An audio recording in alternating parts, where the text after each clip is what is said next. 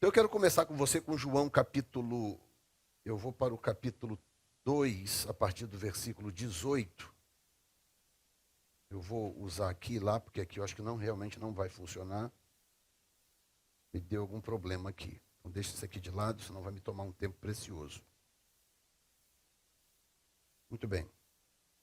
Capítulo 2, versículo 18. Hoje eu quero falar sobre a linhagem do anticristo. Porque o que acontece é o seguinte. A gente fala muito sobre a grande tribulação, sobre o juízo da grande tribulação, como que será a grande tribulação. Mas tem muita confusão nesse assunto. E essas confusões têm levado a interpretações errôneas do que a Bíblia diz. Nós, como povo de Deus, o que nos interessa é o que a Bíblia diz. Existe uma linha de interpretação bíblica, que é a chamada pré-tribulacionismo, que é a que interpreta a igreja sendo tirada da terra antes da grande tribulação. Essa linha é a mais coerente por uma razão muito simples. Porque os adeptos desta linha de interpretação são os que menos precisam interpretar o texto bíblico. Quando você lê uma passagem bíblica e depende de você interpretar, você dizer o que aquilo significa, quanto mais depender de você, mais propenso a erro é a interpretação. Porque a infalibilidade está no texto bíblico. A infalibilidade não está na minha interpretação do texto bíblico. Está no texto. Então, o pré-tribulacionismo, ele é o menos propenso a cometer esse tipo de erro, porque é o que menos interpreta. Então, o que a gente faz? O que os pré-tribulacionistas fazem quando estudam as profecias? Nós gastamos tempo demais estudando as profecias para conectá-las por conta própria, para não depender de eu dizer, eu acho que isso aqui é X, eu acho que aquilo ali é Y. Não. A Bíblia se auto-explica. E quanto mais tempo você lê a Bíblia, quanto mais tempo você estuda a Bíblia, mais você encontra as conexões. Vou dar um exemplo. Os que estão lendo a Bíblia aqui agora, pela primeira vez da forma que estão lendo, né? Quantos de vocês que já tropeçaram em textos e passagens que você falaram, caramba, olha isso aqui está na Bíblia. Olha, a Bíblia fala sobre isso também. Por quê? Porque pela primeira vez você está lendo o texto extensamente, e você está começando a encontrar as coisas lá, que sempre estiveram lá, mas você não sabia porque você não tinha lido ainda. Assim é com todo o restante. Então, 1 João capítulo 2, versículo 18 em diante, diz assim, filhinhos, é já a última hora, e como ouviste que vem o anticristo, também agora muitos se têm feito anticristos, por onde conhecemos que é já a última hora. Saíram de nós, mas não eram de nós. Porque se fossem de nós, ficariam conosco. Mas isto é para que se manifestasse que não são todos de nós. Eu quero que você observe, preste atenção, que o raciocínio de João não está falando de gente estranha. João está apresentando um raciocínio que de alguma forma conecta aqueles que de alguma forma estarão envolvidos com o anticristo, com o espírito do anticristo. Lembra que João é judeu. João era judeu.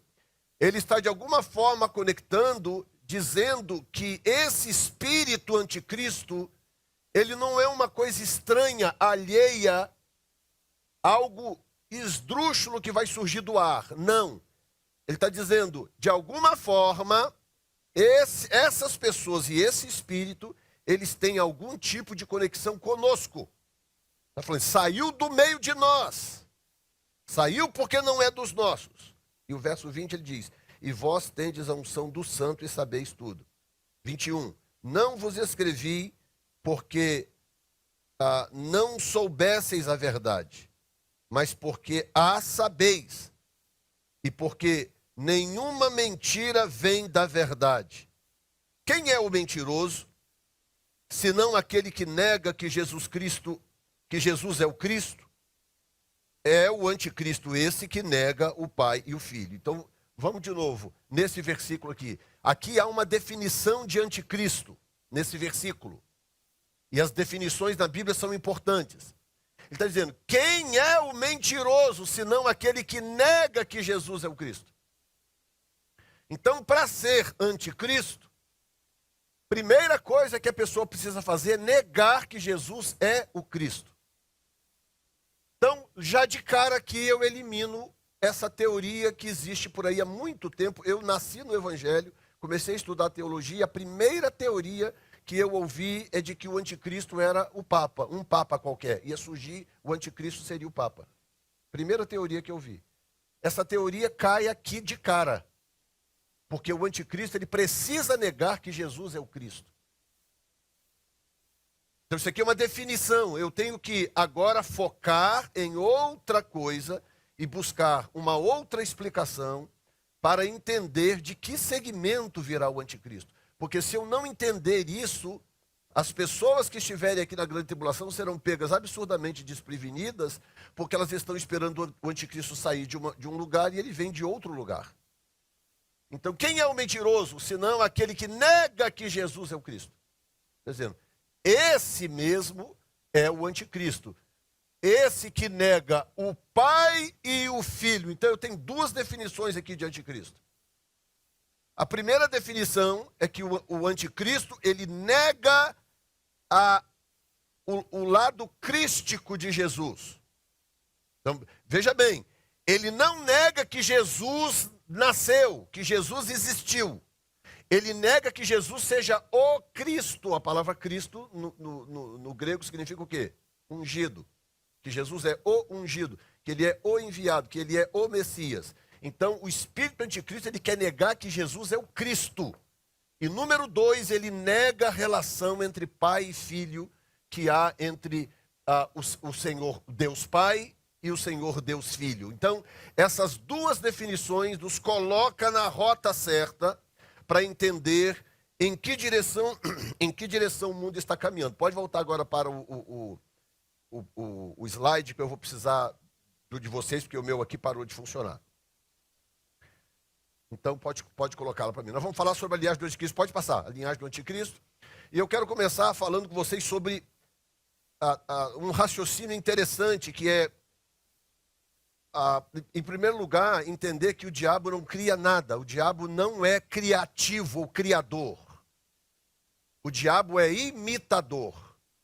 Deus não criou os anjos com a habilidade de criar. Deus criou os homens com a habilidade de criar. Mas os anjos não têm essa habilidade porque não têm a necessidade. Os anjos habitam o mundo de Deus. No mundo de Deus, Deus faz tudo. Deus é tudo. Deus criou o homem com a habilidade de criar, porque o homem habita uma atmosfera diferente, uma dimensão diferente da dimensão habitada por Deus. Então os anjos não são criadores. Sendo assim, quando o diabo cai, que agora ele passa a ter o seu próprio reino, o reino das trevas, ele precisa de um mecanismo de copiar, copy and paste, daquilo que Deus faz, daquilo que Deus é. Então, como ele não é criador, como é que ele faria para poder estabelecer o seu próprio reino? Muito simples, ele é um excelente observador. Excelente observador. Então, ele habitou com Deus, ele conhece bem a Deus, ele sabe como Deus trabalha. Então, o que ele faz? Ele copia tudo e perverte. Sabe quando a pessoa faz, é muito comum hoje em dia, inclusive, mais do que nunca, as fábricas, principalmente chinesas, que copiam marcas famosas. Né? Na China, todo mundo tem Louis Vuitton, por exemplo. Todo mundo tem uma Louis Vuitton na China, mas é tudo falso.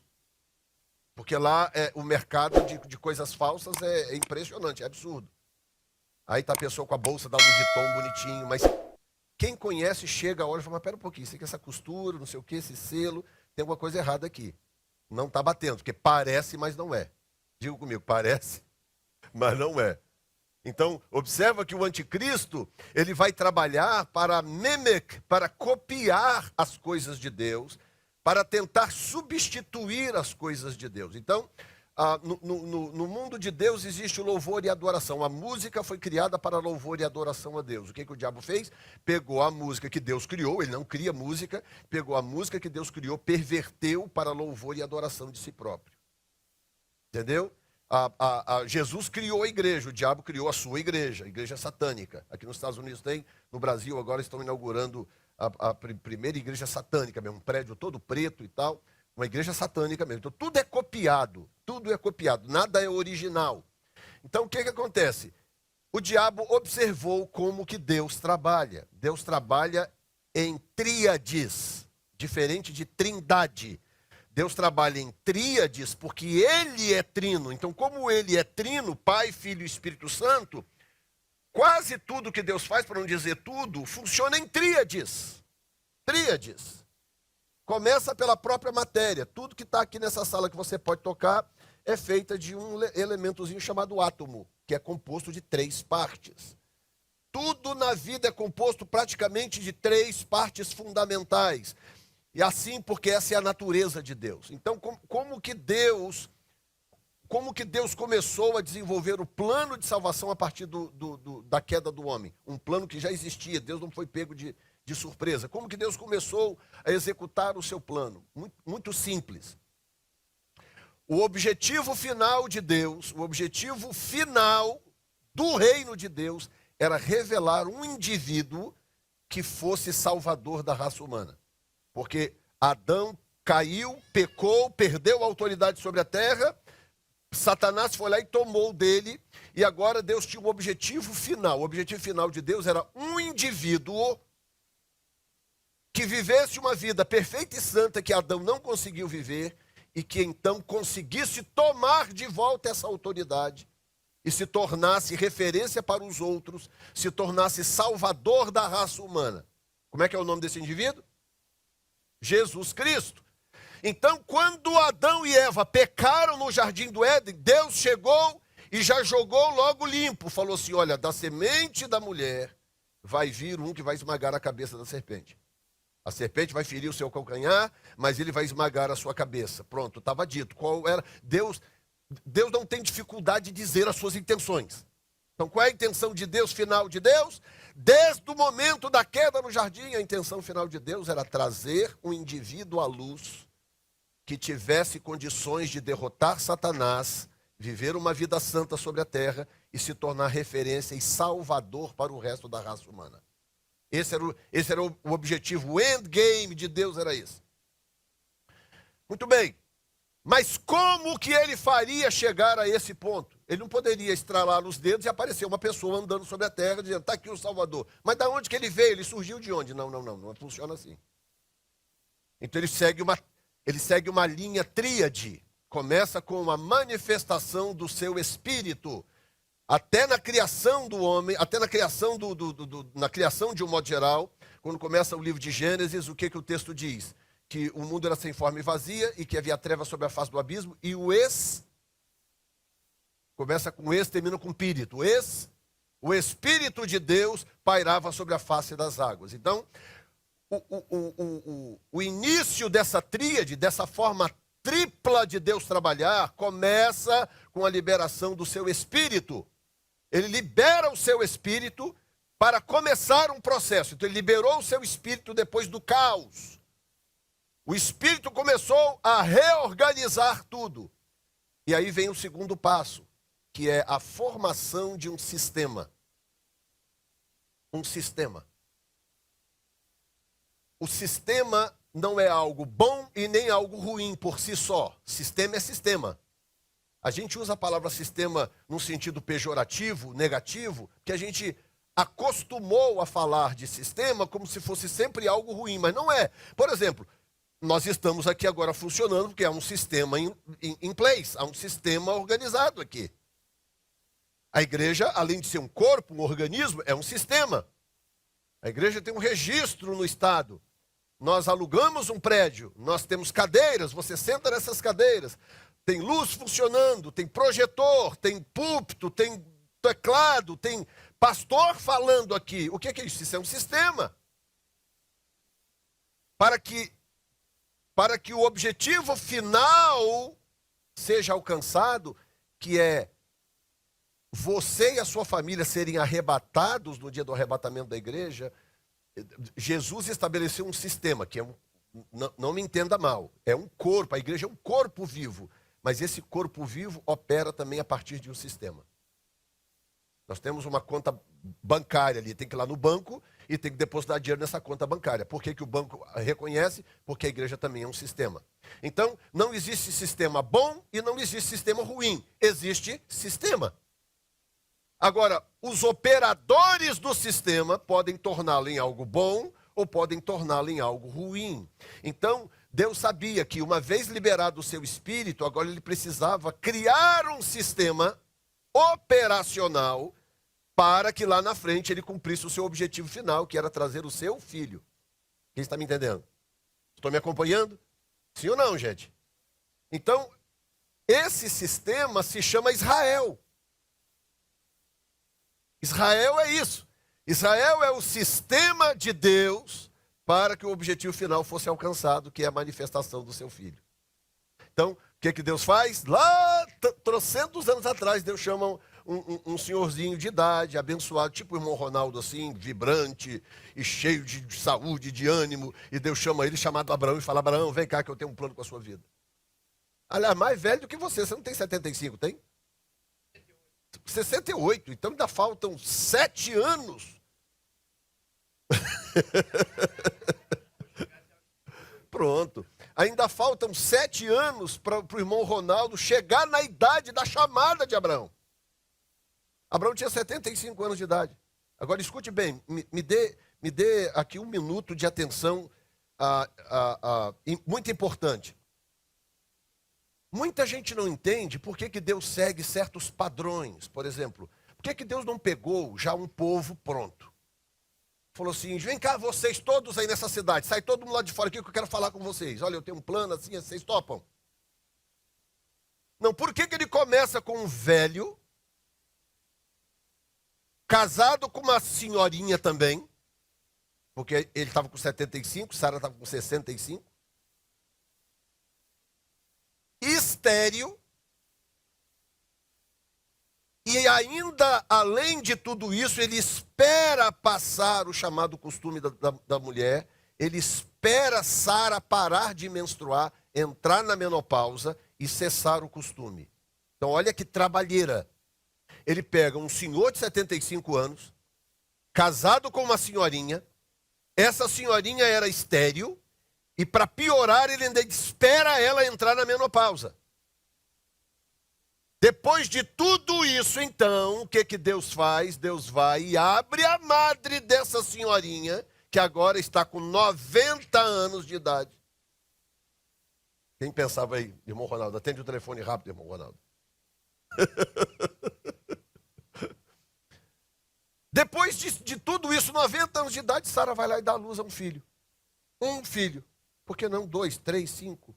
Um filho. E aí aquela luta, esse filho, lá na frente gerar 2 filhos e por aí vai. Mas o que eu quero que você entenda é que tinha algo em jogo, tá? Então esquece por enquanto agora isso aqui, foca nisso aqui. Havia algo em jogo. O plano de Deus era trazer à terra o seu próprio filho. Quando Jesus nasceu, fisicamente, aquele bebezinho, 2 pernas, 2 bracinhos, 10 dedos nas mãos, 10 dedos nos pés, olho, boca, nariz, cabeça. Um bebezinho normal, como qualquer bebezinho aqui nasce. Quando aquele bebezinho nasceu, aquele bebezinho não era comum. Aquele bebezinho não era um bebê qualquer.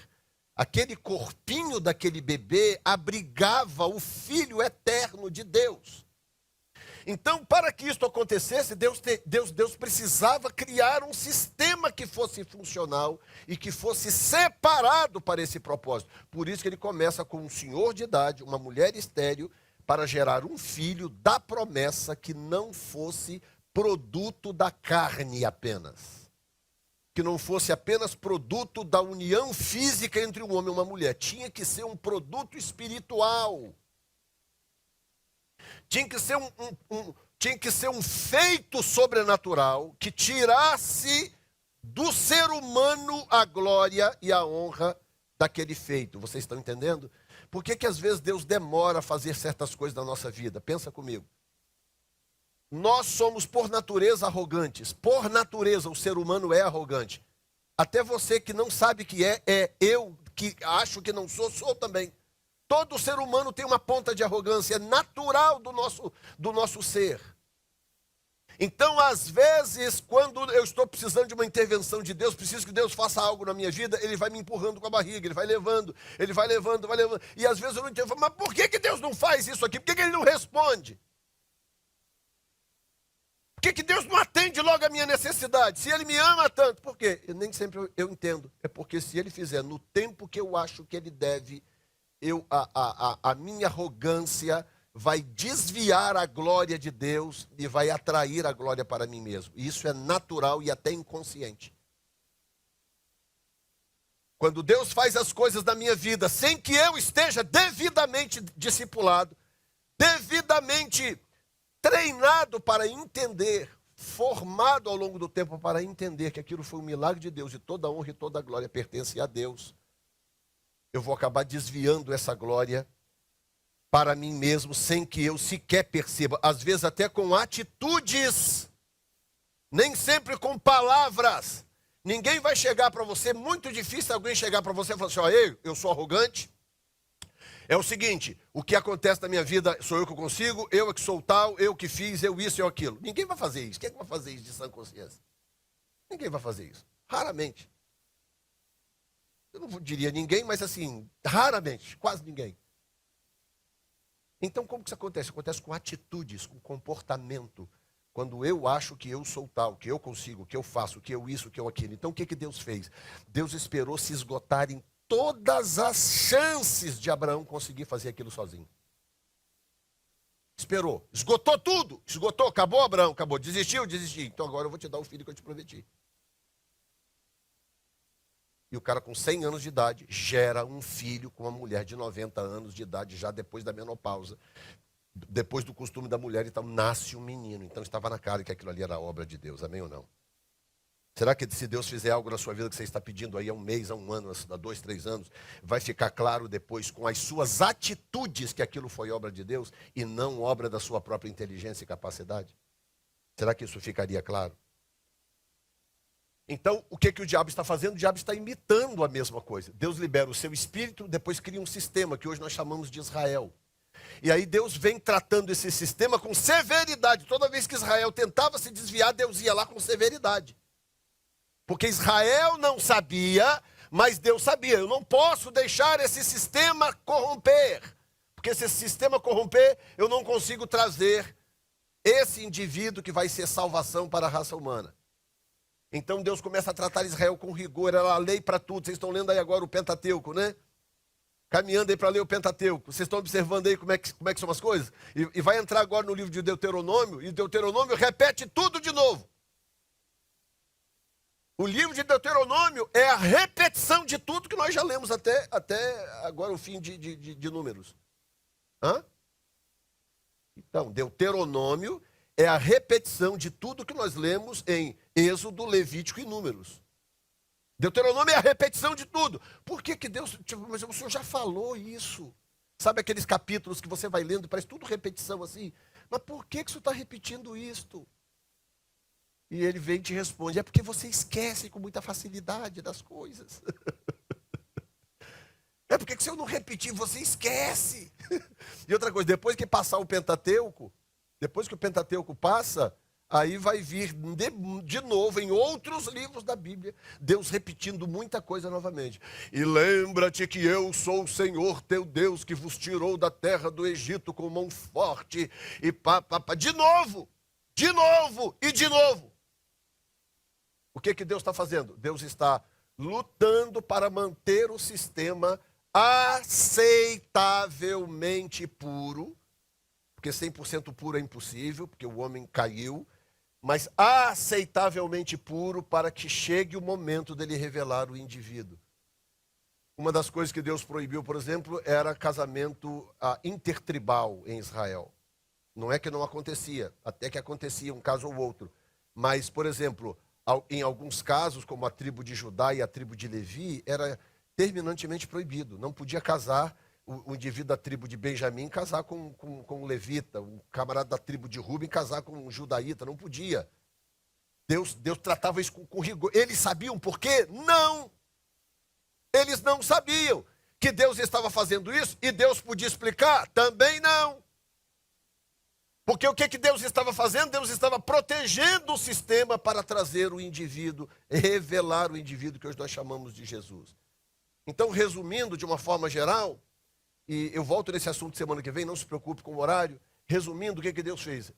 Liberou o seu espírito em Gênesis, criou um sistema em Abraão e revelou o indivíduo Jesus na plenitude dos tempos.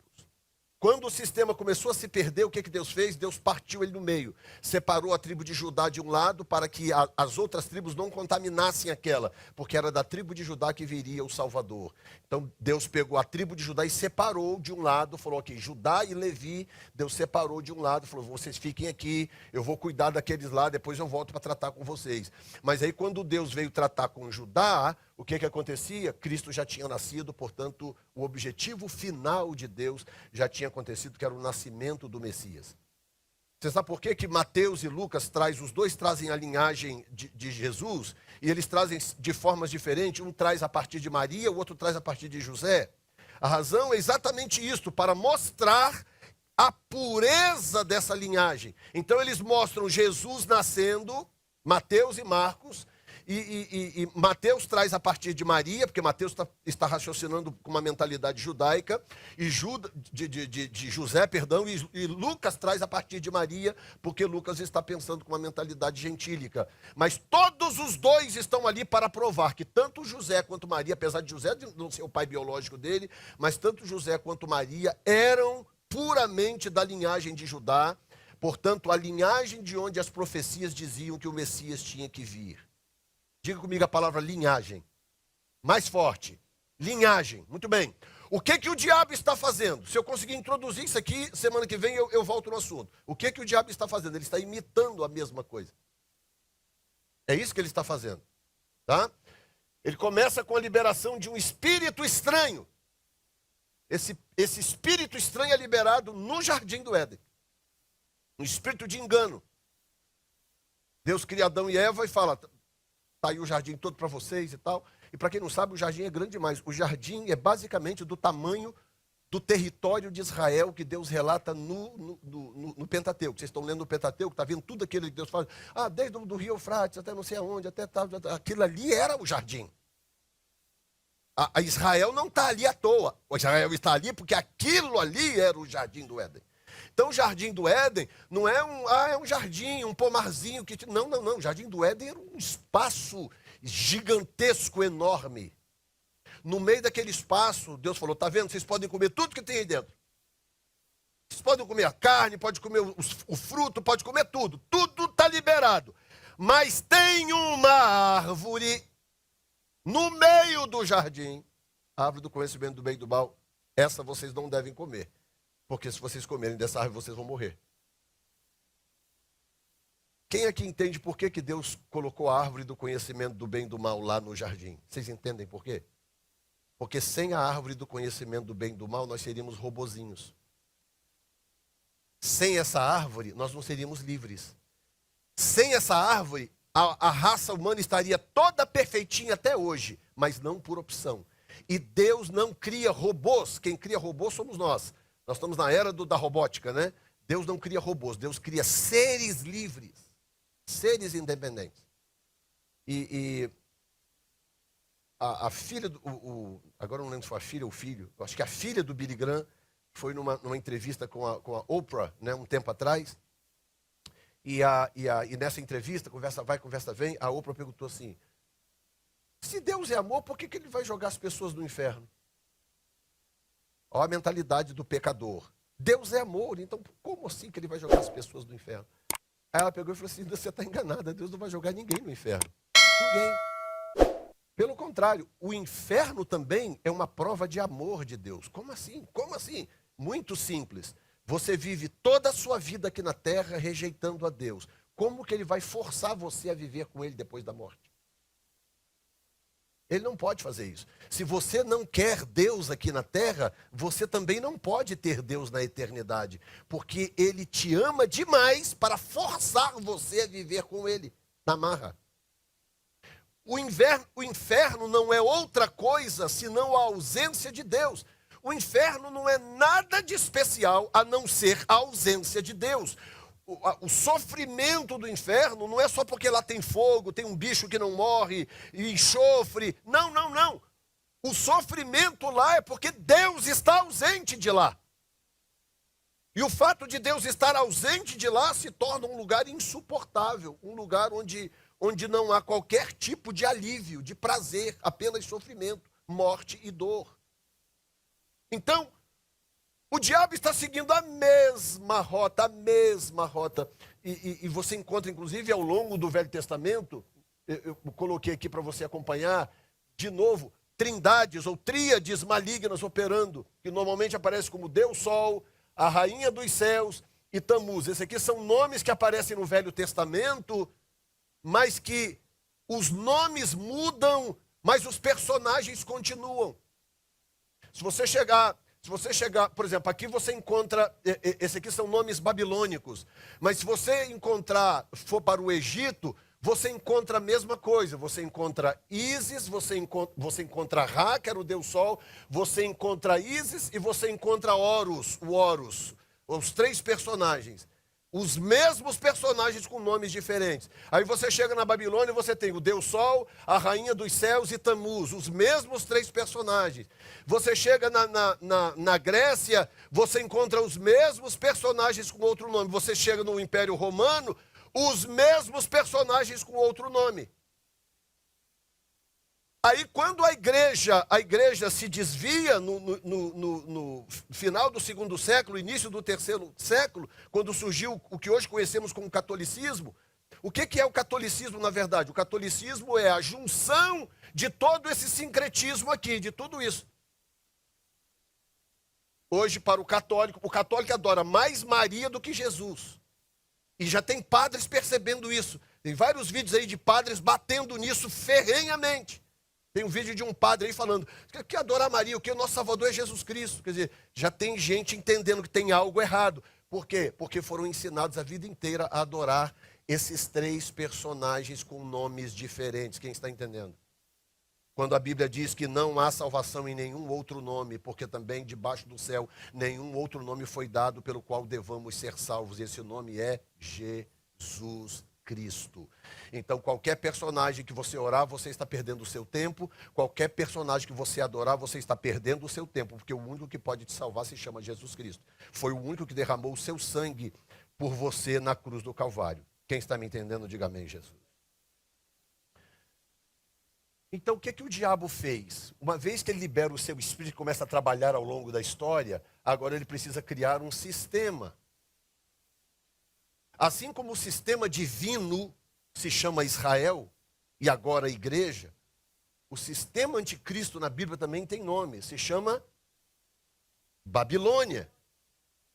Só que Babilônia na Bíblia não é apenas o império que existiu, chamado Império Babilônico, que hoje é o Iraque, está lá no norte do Iraque, havia a sede do Império Babilônico. Então, quando você lê no Velho Testamento falando sobre a Babilônia, está falando do Império Babilônico, que hoje é a região do Iraque, né?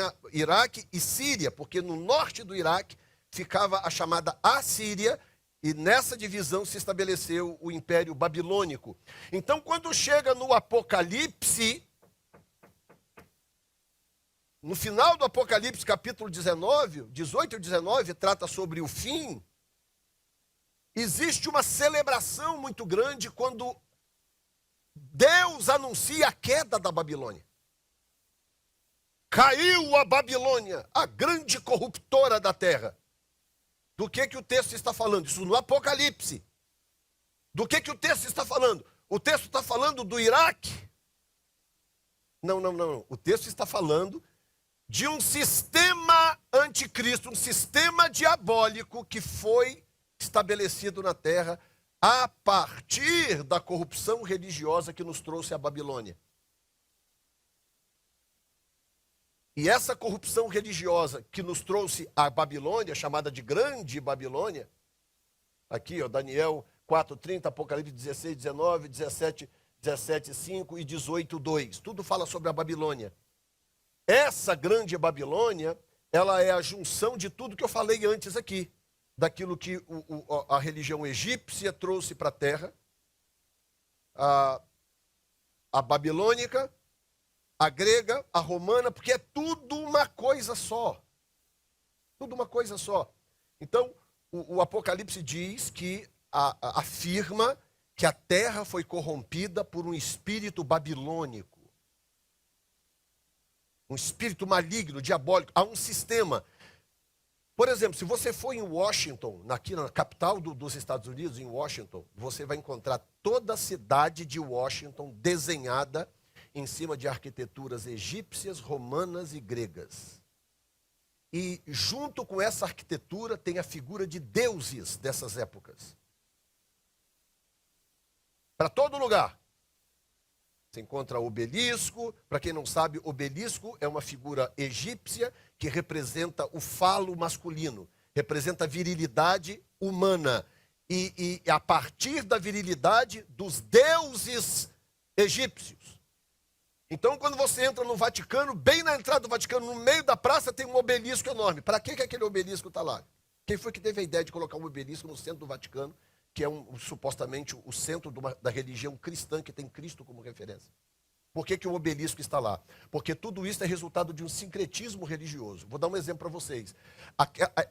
Essa foto da estátua de Maria segurando Jesus no colo, que você vê em vários lugares por aí no mundo inteiro, você sabe que foto é aquela? Você sabe que imagem é aquela? Aquela é a imagem extraída da cultura babilônica, que era Samíramis com Tamuz no colo. A mesma imagem escavada de arqueologia tem a mesma figura. Uma mulher com uma criança no colo, e aquela mulher é Samíramis e aquela criança é Tamuz. A mesma imagem. O que eles fizeram no terceiro século? Eles importaram tudo isso para dentro do cristianismo para poder apaziguar os povos ao redor, porque agora o cristianismo estava tomando, crescendo. O Império Romano tinha tentado parar o cristianismo de todas as formas que você puder imaginar. Queimando as pessoas vivas em fogueiras, decapitando as pessoas, matando de todas as formas. Paulo, por exemplo, foi decapitado. Pedro foi crucificado de cabeça para baixo. João foi lançado num tacho de azeite fervente. Mas isso parou a igreja? Não, a igreja continuava crescendo. Porque a igreja é igual massa de bolo, meu filho. Quanto mais você bate, mais ela cresce. Mais ela expande, porque a igreja reflete o poder de Deus. Mas no dia que surgiu um imperador chamado Constantino e disse: ok, gente, chega de briga. Chega, daqui para frente todos nós seremos cristãos. Todo mundo. O que acontece se eu sair na rua ali, pegar todo mundo da rua, trazer aqui para Deus? Gente, vamos parar de confusão. Ou seja, a partir de hoje, Framingham toda é cristã. Aí traz todo mundo para cá, enche todas as igrejas com todo mundo e tal. E aí todo mundo traz as suas práticas religiosas para dentro das igrejas e continuam vivendo do jeito que são, só que com um carimbo de cristão agora na testa. Foi isso que aconteceu no Império Romano no ano 306 depois de Cristo. Não houve conversão, houve transmutação, houve transferência de valores. Vocês estão me entendendo, gente? Com isso, foi implantada uma corrupção. Então, o que o diabo está fazendo hoje? O diabo está desenvolvendo esse sistema. É um sistema religioso, político e econômico financeiro. Porque o plano do diabo é controlar a sua vida, a minha vida e a sua vida. E para controlar a minha vida, ele precisa de 3 coisas fundamentais. Ele precisa de religião, política e finanças. Com essa tríade, ele controla a vida de qualquer pessoa.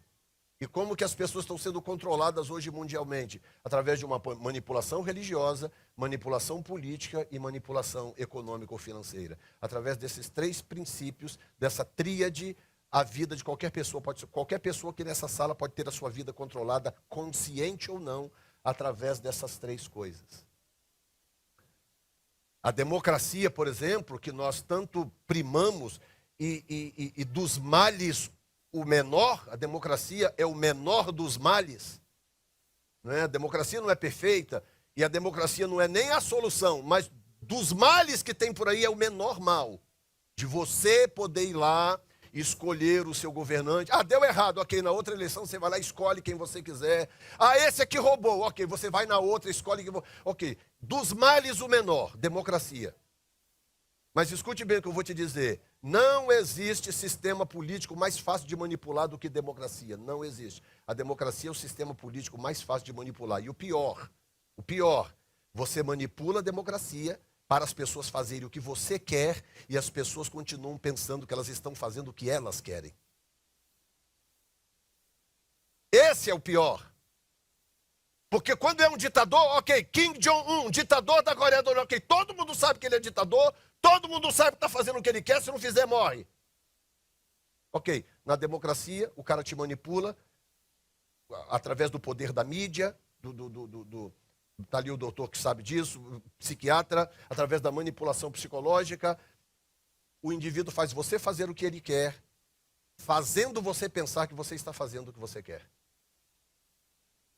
Influência digital também é parte do mecanismo. Por que você acha que a Coca-Cola gasta bilhões de dólares? O orçamento anual da Coca-Cola chega na casa dos 10 bilhões de dólares, orçamento de propaganda. Propaganda. A Coca-Cola tem um orçamento que de ano para ano varia, mas em média entre 8 a 10 bilhões de dólares anuais de propaganda, só para toda vez que você ligar a televisão ou você pegar o carro e virar a esquina, você encontra lá dizendo, beba Coca-Cola. Aí você vira para a esquerda, chega lá, beba Coca-Cola. Aí você pega o telefone, você quer ouvir as notícias, está lá, Coca-Cola, não sei o que lá, aquele líquido preto derramando no copo. E beba Coca-Cola. 10 bilhões de dólares para manipular a minha mente e a sua mente, para quando você for lá e comprar Coca-Cola, você achar que você está escolhendo Coca-Cola, quando na verdade aquilo foi incutido na sua mente. Vai destruir a sua saúde, vai te matar, vai te fazer diabético no futuro, mas você continua comprando e bebendo. Por quê? Porque você acha que você está escolhendo aquilo, mas não é. Aquilo ali foi incutido no seu inconsciente com 10 bilhões de dólares de orçamento por ano, para você não ter escolha e acabar comprando aquele lixo. O que eu tenho com isso, né? Que você bebe Coca-Cola, não tem nada com isso. Mas fica a dica. Então, eu estou falando para você sobre o sistema. Depois eu vou desmembrar isso em outras mensagens, porque hoje não dá. Eu vou desmembrar isso depois. Ok, aí chegamos no ponto, então, que nos interessa. Qual é o endgame do diabo? Qual é o endgame de Deus? Era revelar Jesus. Qual é o endgame do diabo? É revelar o anticristo. Essa é a jogada final do diabo. Como que Deus pretende consertar o planeta Terra? Através do filho dele que ele revelou à raça humana. Jesus já nasceu, um dia vai voltar, vai arrebatar a sua igreja e vai julgar o resto do planeta Terra. Jesus Cristo. Como que o diabo quer corromper a terra? Através de um indivíduo que ele vai revelar, do qual ele se apossará, e esse indivíduo, nós e a Bíblia chama de anticristo. Então, é desse personagem que nós estamos falando. Quando eu entendo, olha bem, quando eu entendo isso que eu acabei de mostrar aqui para vocês, eu começo a ter uma rota para raciocinar. Eu não posso... Glória a Deus que eu fui pastoreado por um homem de Deus muito sábio, ele era advogado, psicanalista, um homem muito culto, muito inteligente. Eu fui pastoreado, discipulado por esse homem, pastor Vilmar Souza de Jesus. E ao ser discipulado por ele, eu aprendi um princípio muito simples, que é deixar a Bíblia falar por si mesma e nunca apresentar o meu achômetro. Então, as pessoas ficam por aí, eu acho que agora o anticristo, há pouco tempo atrás, a bola da vez era o Macron, Emmanuel Macron, não sei quem andou vendo isso aí. Emmanuel Macron é o anticristo, é o anticristo, é o anticristo, é o anticristo, porque não sei o quê, aí começa a arrumar um monte de foto, de vídeo, não sei o quê, para dizer que é. E outra coisa, se você quiser provar que o cachorro da Cida é o anticristo, você consegue, se você quiser. Se você quiser, você consegue. você arruma uns vídeos e tal. Tem uns vídeos aí que a gente assiste de vez em quando, a gente até compartilha aí com alguns irmãos. Um cara que arrumou um jeito de pegar os cachorrinhos e fazer uma história com os cachorrinhos. É impressionante, a história bate com tudo. Se você quiser inventar uma história, você vai arrumar foto, vídeo e gente para poder tornar aquilo verdade. Nem por isso o pobre do cachorrinho da Cida é o anticristo, ou é, Cida? Não é. Nem o Max, né? Nem o Max. Mas o que eu quero dizer é que com os desvarios das pessoas, elas conseguem dizer o que elas quiserem e provar o que elas quiserem. E hoje em dia nós temos a internet, que é terra de ninguém. A internet é terra de ninguém. As pessoas dizem o que querem na internet, fazem o que querem na internet. Não tem ninguém para regular nada. Tá? Terra de ninguém. Então, o anticristo é o Macron. Aí o Macron, tadinho, não consegue controlar nem a França, vai controlar o mundo. Aí, não, agora o anticristo é o príncipe, não é o Charles, o próximo agora. O William, o príncipe William é o anticristo e tal. Aí, por fim, disseram que o rei Carlos, se não me engano, da Espanha, era o anticristo. Tá? O anticristo. Aí um dia, numa entrevista, perguntaram para ele assim, o senhor está sabendo que estão dizendo por aí que o senhor é o anticristo? Aí ele riu e falou assim, eu já ouvi falar nisso, as pessoas falam o que querem. O rei da Espanha é o anticristo. E por aí vai. Não, o anticristo agora é o Papa. Não, o anticristo agora é o fulano de tal. É o ciclano, é o beltrano. Deixa eu te falar uma coisa. A geometria, que é o cálculo numérico das letras hebraicas, você pega, para quem não sabe, hebraico não tem número. Né? 1, 2, 3, 4, 5, 6, 7, 8. O hebraico tem letras e essas letras têm valor numérico. Então o nosso 1 é uma letra hebraica, o nosso 2 é outra letra hebraica e assim sucessivamente. Então o que acontece quando você escreve uma palavra em hebraico? A palavra sistema em hebraico. É só você ver o valor numérico de cada letra, que cada palavra tem um valor numérico. Então eles pegam o nome das pessoas, Barack Obama dá 666, o rei da Espanha dá 666, o príncipe William convertido dá 666, convertido para hebraico dá 666, e por aí vai.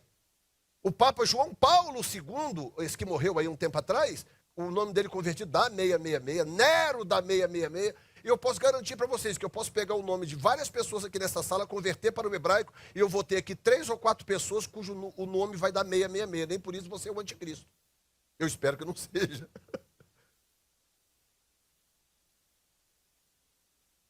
Vocês estão entendendo o que eu estou explicando? Esse tipo de assunto requer maturidade. Você não pode sair por aí como neófito, como criança, ouvindo essas coisas e repetindo. Isso requer maturidade. Maturidade. Você vê, eu estou tentando ensinar isso para você, eu mal consegui introduzir o assunto hoje. Vamos voltar nisso semana que vem. Eu estou introduzindo com muito cuidado para quando eu disser o que eu vou dizer lá na frente, você não ter dúvida. Falar, agora eu entendi de onde que o pastor tirou isso. Não é do joelho dele. Ele tirou isso de... Ok, não guardei tudo, pastor. Pego depois o tape no YouTube que você vai ouvir e vai guardar. Porque isso requer realmente que você ouça várias vezes. Amém ou não? Digam graças a Deus. Então eu vou terminar dizendo o seguinte. Coloca para mim a Daniel capítulo 4, versículo 30, por favor.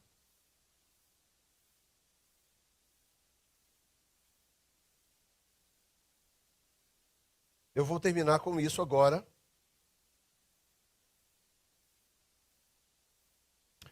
Eu vou voltar no versículo 28, que diz assim, Daniel 4, 28. Todas essas coisas vieram sobre o rei Nabucodonosor, ao cabo de 12 meses andando a passear sobre o palácio real da Babilônia, falou o rei e disse, não é esta grande a Babilônia que eu edifiquei para a casa real, com a força do meu braço?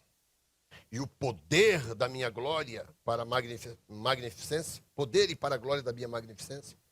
Ainda estava a palavra na boca do rei, quando caiu uma voz do céu e disse, a ti se diz, ó rei Nabucodonosor, passou o teu reino. E serás tirado dentre os homens, e a tua morada será com os animais do campo, e far-te-ão comer erva como os bois. e passarão 7 tempos sobre ti, até que conheças que o Altíssimo tem domínio sobre os reinos dos homens e os dá a quem quer. Na mesma hora se cumpriu a palavra sobre Nabucodonosor e foi tirado dentre os homens e comia erva como os bois. E o seu corpo foi molhado do orvalho do céu até que lhe cresceu pelo como as penas da águia. Deve ter ficado feio, hein?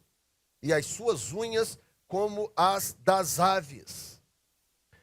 Mas ao fim daqueles dias, eu, Nabucodonosor, levantei os olhos aos céus e tornou-me a vir o meu entendimento. E eu bendisse o Altíssimo, e louvei, glorifiquei, que vive para sempre, cujo domínio é um domínio sempiterno e cujo reino é de geração em geração. Então, eu li só uma porção, mas depois te convido a ler esse capítulo todo, porque na interpretação que Daniel dá do sonho de Nabucodonosor, antes desse trecho que nós lemos, Daniel diz assim: o Senhor vai tirar de você o coração de carne e vai colocar um coração de animal. Deus vai trocar o seu coração. Nesse momento está acontecendo algo espiritual que as pessoas não percebem. Nesse momento a Babilônia está shifting. A Babilônia está mudando de um reino, um império, para um sistema satânico que agora passa a ser controlado por um animal, por coração de animal. E esse animal também é simbólico, é espiritualmente falando. Depois a própria Bíblia apresenta esse animal lá no Apocalipse, de novo, ele reaparece no Apocalipse. Eu vou falar disso na semana que vem. Portanto, agora nós estamos lutando, a igreja hoje é a resistência contra esse sistema. A resistência. Há um sistema em andamento. Volta para o slide, por favor. Há um sistema em andamento. E esse sistema, ele é anti-igreja. Observa, por exemplo, que os países onde a esquerda se apropria do poder, a primeira coisa que eles tentam fazer é calar a igreja. Por que eles não tentam calar o Islã? Por que eles não tentam calar o candomblé? Por que eles não tentam calar Seixonoye, Hare Krishna e por aí vai? Por que eles querem calar a igreja? Só a igreja é que incomoda. Por quê? Porque a igreja é a resistência contra o estabelecimento desse sistema. É por isso que vai chegar um momento, para que esse sistema entre de fato em vigência, vai chegar um momento em que a igreja precisa ser arrebatada, tirada da terra, para que os 7 anos de grande tribulação se cumpram do jeito que Deus anunciou. Coloca o próximo slide aí, para a gente, na semana que vem, entrar. Então, na semana que vem, nós vamos falar sobre essa dualidade entre o bem e o mal. O que é isso? Por que essa dualidade existe? Porque que mesmo sendo crente, salvo e amando a Jesus, tem hora que você faz bobagem. Então nós vamos falar sobre isso, sobre essa dualidade, porque há um espírito em andamento no planeta Terra, disputando espaço com o Espírito de Deus. Há um outro espírito em andamento. E João falou sobre ele, disse, muitos anticristos têm andado por aí. Vocês ouviram falar que vem o anticristo, mas muitos anticristos têm andado por aí. Ou seja, há um espírito em vigência, trabalhando para impedir que você seja fiel a Deus, para que você sirva a Deus e para que você alcance a sua salvação que lhe foi doada por Jesus Cristo. Você pode dizer amém, Jesus? Coloque-se de pé neste momento.